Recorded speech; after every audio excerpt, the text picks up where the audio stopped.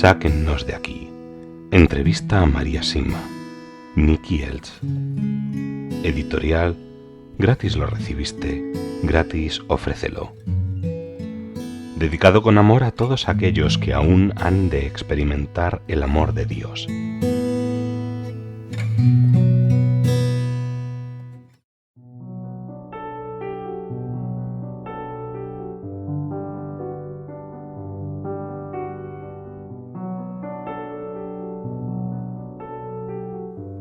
La muerte.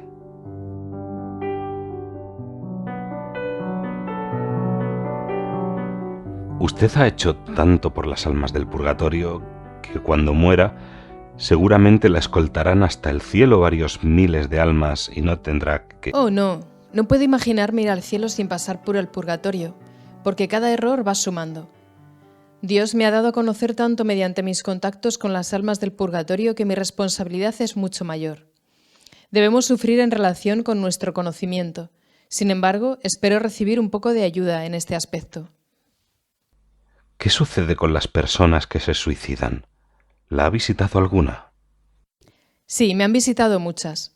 Lo que les sucede depende totalmente del motivo por el cual lo hicieron. Muchos han venido a preguntarme sobre ellas, pero hasta el momento solo se ha perdido una. En la mayoría de los casos, los más culpables son quienes las difamaron, los que se negaron a ayudarlas o las acorralaron, y de este modo hicieron que perdieran la cabeza. En casos así, los más culpables son otras personas. Quienes se suicidan, sin embargo, lamentan lo que hicieron. A menudo, el suicidio es consecuencia de una enfermedad. Si uno trata a una persona saludable correctamente, difícilmente llegará a ese extremo. ¿La han visitado almas que murieran por sobredosis de drogas? ¿Están perdidas? Me han visitado algunas, pero una vez más lo que les sucede varía. En cuanto a los adictos crónicos, realmente no pueden hacer nada a menos que Dios intervenga con gran poder. En muchos casos los médicos dicen correctamente, fue la droga. Sin embargo, incluso así, deben sufrir mucho. Las drogas fuertes son definitivamente satánicas y se debe rezar mucho contra esos demonios sin lugar a dudas. Muchos adictos se han curado en la actualidad sin pasar por esos horribles síntomas de abstinencia. Y cuando sucede se debe siempre a nuestra Madre y a San Miguel, que expulsan a Satanás. Los traficantes de este veneno lamentarán profundamente sus acciones cuando tengan que repararlas y expiarlas, si no es que se han perdido por completo.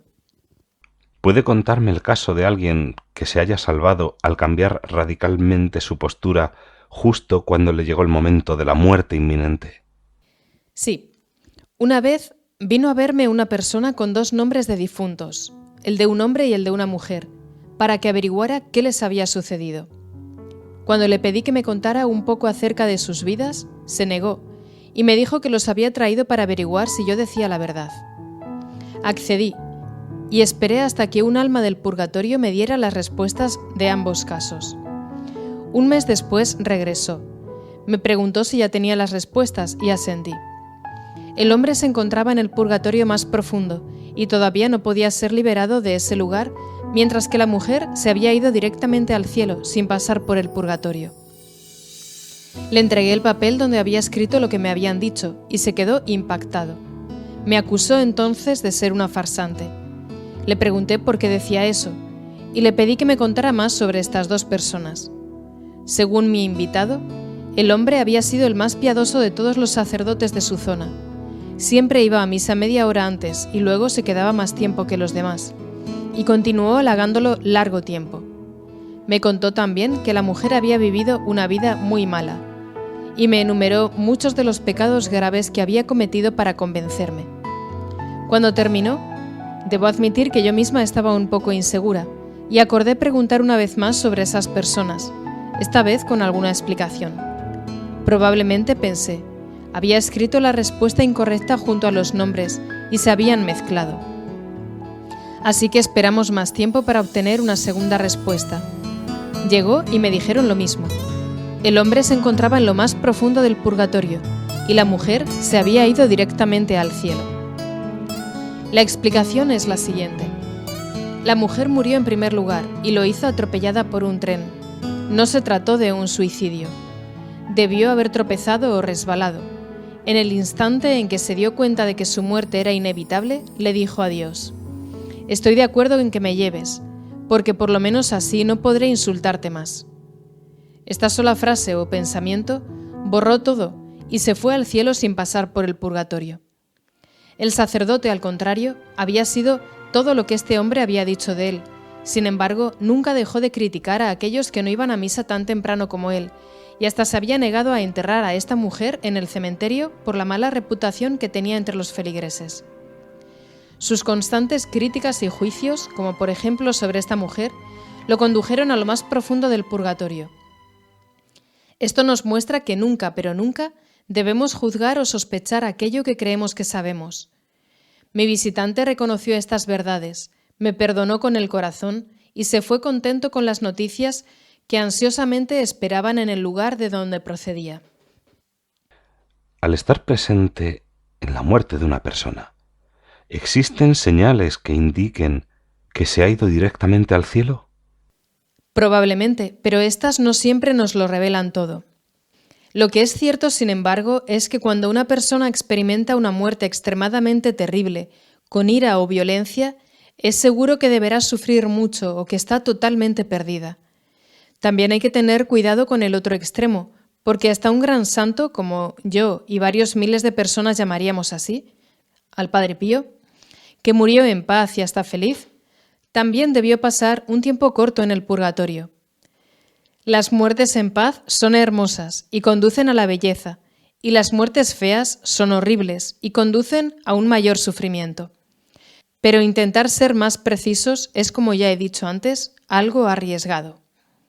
¿Responde Dios de una manera especial cuando una persona da su vida por otra?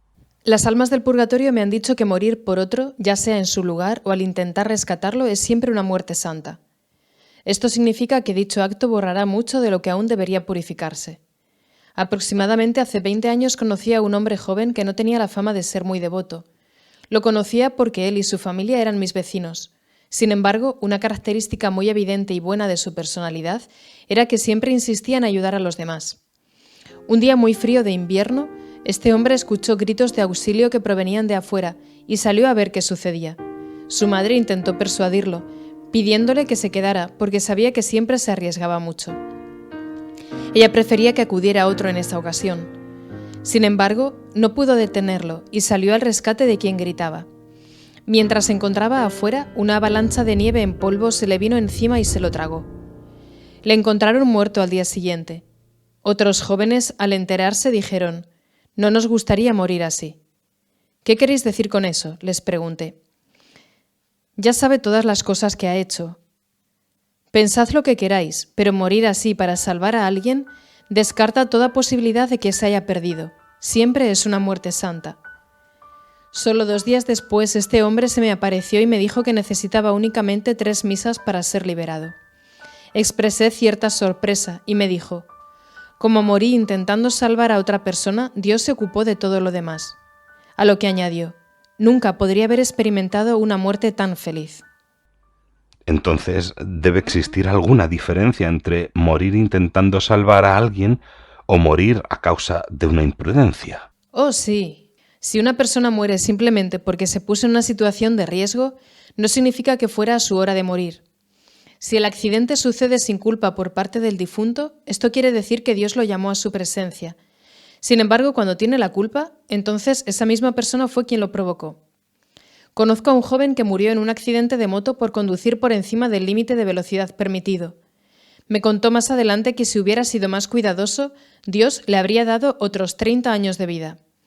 Cuando le pregunté si estaba listo para la eternidad, me dijo que no, pero que Dios da la oportunidad de arrepentirse a todo aquel que no lo desprecie. Y este joven estaba totalmente arrepentido. En el momento de morir, el alma ve la luz de Dios con claridad y en su plenitud. No, no claramente, pero lo suficiente como para que desee ir hacia ella. La claridad y plenitud que ven depende de la condición del alma en ese momento. Cuando rezamos para que alguien experimente una muerte en paz, ¿ayudan nuestras oraciones a que efectivamente sea así? ¿Acaso Dios es sordo? Ayuda aún si rezamos por una persona que tenemos en nuestro corazón y que murió tiempo atrás. Dios y la oración no están limitados o afectados por el tiempo. Dios está allí 50 años antes como 50 años después. Él hará por nosotros exactamente tanto como nosotros le confiemos. Pero si podemos rezar por alguien ya fallecido para que experimentara una muerte en paz, ¿no significa que podríamos salvar almas que ya están en el infierno? No, lo perdido está perdido, pero las gracias de dicha oración serán distribuidas en otros lugares para el mismo fin: permitir a alguien que experimente una muerte en paz. ¿Salvaría Dios a alguien del infierno sabiendo que otro rezará por esa persona en el futuro? Debido a que el amor y la misericordia de Dios son infinitos, no veo ninguna razón por la cual no lo haría. ¿Con qué grado de seriedad tenemos que tomarnos las últimas voluntades de una persona a punto de morir? Creo que debemos tomarlas muy seriamente y hacer absolutamente lo mejor para respetarlas y que se cumplan con 3 condiciones. Y conforme a estas condiciones, yo diría que los últimos deseos de una persona son sagrados. Esto es así porque en el proceso de la muerte Dios permite a las personas ver las cosas de manera diferente a cuando vivían y de algún modo tener el control de las cosas. Las condiciones son las siguientes. 1. La persona debe estar mentalmente sana en el momento de la muerte. 2. Su última voluntad no debe ser algo malo, visto de manera objetiva. 3. La persona murió relativamente en paz. Si se reúnen estas 3 condiciones, ciertamente debemos cumplir su última voluntad. Si alguien ocultara la última voluntad de un difunto, ese hecho, que con frecuencia es prácticamente un robo al difunto, ¿es aún más grave que el mismo robo a una persona viva? Sí, es aún mucho más grave ante Dios porque el difunto ya no puede cambiar nada si sus deseos no se llevaran a cabo de forma correcta. ¿Cuál es la mejor forma de prepararse cuando uno sabe que está a punto de morir? Rezando y entregándole todo a Dios, abrirse a su bondad y confiar en Él completamente. ¿Y cuál es la mejor forma de ayudar a una persona que se está muriendo? Rezar con ella, por supuesto, y decirle toda la verdad. Contarle lo que se pueda acerca de la luz de Dios y decirle que nunca, pero nunca nos dejará solos. Sugerir con mucho amor una confesión si todavía no la ha hecho. Rezar con la Madre Santísima por esta persona y pedirle que acompañe a este hijo suyo en su camino. Nuestra Madre nunca rechazará una súplica. ¿Es cierto lo que se dice, que uno ve toda su vida como en una película cuando va a morir? Sí, de alguna manera. Las descripciones de este hecho varían muy poco. Un hombre suizo que conocí, que era muy poco creyente y solo pensaba que se nos enseñaban estas cosas para que viviéramos bien nuestra existencia, enfermó gravemente y entró en coma, experimentando la agonía, pero finalmente no murió. Nunca había creído en la eternidad. Cuando revivió, me describió una escena en la que él se encontraba sentado en una habitación y en la pared de enfrente estaba escrita toda su vida detalladamente. Entonces supo que existía la eternidad y se asustó. La pared desapareció lentamente y detrás de ella había una belleza indescriptible para la cual no tenía palabras. Luego revivió y despertó. Hoy por hoy ha cambiado totalmente su forma de vida. Sería bueno que estudiáramos un poquito sobre el proceso de la muerte y qué sucede cuando nos dejamos guiar por la realidad cristiana solo antes de partir de aquí. ¿Cuántas veces hemos oído de alguien que se convirtió al catolicismo en su lecho de muerte? ¿Cuántas veces hemos oído de un cristiano que renunció a su fe en el momento de morir? Les dejaré a ustedes las respuestas a estas 2 preguntas. La concepción y la muerte son los 2 momentos más importantes de nuestra vida, cuando Dios está más cerca de nosotros, y en ambos casos es algo que se estudia poco. En vez de impedir la concepción y de utilizar medios inmorales para acelerar o detener la muerte, ¿por qué no amamos, protegemos y estudiamos esos momentos tan cuidadosamente como todos los demás momentos de nuestra vida? Si la sociedad lo hiciera así, muchas grandes verdades se volverían indiscutiblemente claras con rapidez. En esta película de la vida que vemos antes de la muerte, dice usted que se ven con gran claridad tanto las buenas obras como los pecados cometidos durante la vida. Se incluyen también los pecados ya confesados, los pecados de los que nos hemos arrepentido de verdad y que hemos reparado con todo el corazón. Pregunto esto porque se dice que cuando nos confesamos, Jesús borra nuestros pecados, y esto significa que se borran literalmente, a punto que ni Satanás los conoce. Entonces, si Jesús los ha borrado verdaderamente, ¿cómo, o mejor, por qué aparecen nuevamente los pecados antes de la muerte? Primero, no todos ven dicha película, y cuando la ven, no se debe considerar como un ataque de Satanás. Los pecados confesados y reparados en su totalidad no aparecen, pero Dios lo hace para mostrarnos su justicia absoluta. Al ver ambos lados, el alma comprende entonces con total claridad y se asigna a ella misma el nivel adecuado en el purgatorio. Sabiendo esto, hay quien diría que aquellos que acaban creyendo en los últimos momentos de su vida están en mejor disposición. ¿Lo están? Sí, hay miles de formas distintas de llegar a la santidad. Sí. No, ahora en serio. Ciertamente no están en mejor disposición porque desaprovecharon muchas oportunidades para hacer el bien. Por este motivo, el lugar destinado para ellos en el cielo no estará al mismo nivel que el de aquellos que intentaron hacer la voluntad de Dios toda su vida.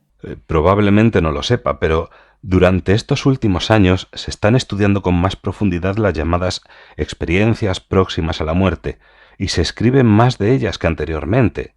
Recuerdo en particular un libro... María, mi pregunta es la siguiente. Cuando estas personas que han vuelto a la vida describen sus experiencias, sus descripciones son siempre una prueba absoluta, 100% ciertas. No, ciertamente no. En estos casos, uno debe ser comprensivo, pero tampoco debe dejarse engañar y debe ser muy cuidadoso. Algunas de esas experiencias que se han difundido contienen descaradas falsedades. Al igual que con las apariciones o las locuciones interiores, estas experiencias deben ser probadas muy de cerca por individuos amables, piadosos, que tengan discernimiento y experiencia, pudiéndose incluir a médicos y teólogos creyentes.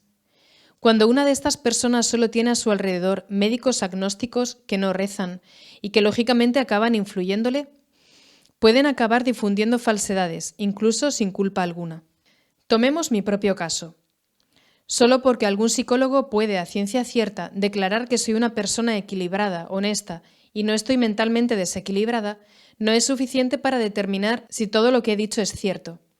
Las demás experiencias, que no son puramente sobrenaturales, también deben probarse largamente, como lo ha sido mi caso o el de los niños de Medjugorje. El libro en el que estoy pensando, que ha tenido un gran éxito en Estados Unidos, se dice que las almas eligen cuándo y a qué cuerpo venir. Por esta razón el aborto no es algo tan malo, a pesar de que vaya contra el orden natural, pues solo significa que el alma quería ir a otro lugar. ¿Qué me dice de esto? Una tontería peligrosa. Esto se debe claramente a la influencia de Satanás.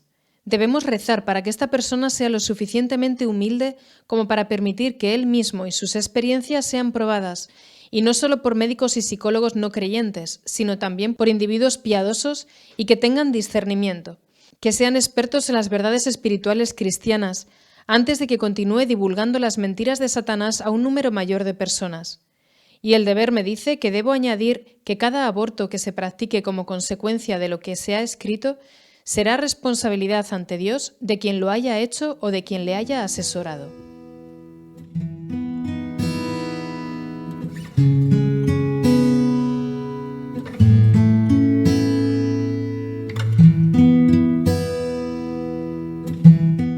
Sáquennos de aquí. Entrevista a María Simma. Nicky Elch. Editorial. Gratis lo recibiste, gratis ofrécelo. Dedicado con amor a todos aquellos que aún han de experimentar el amor de Dios.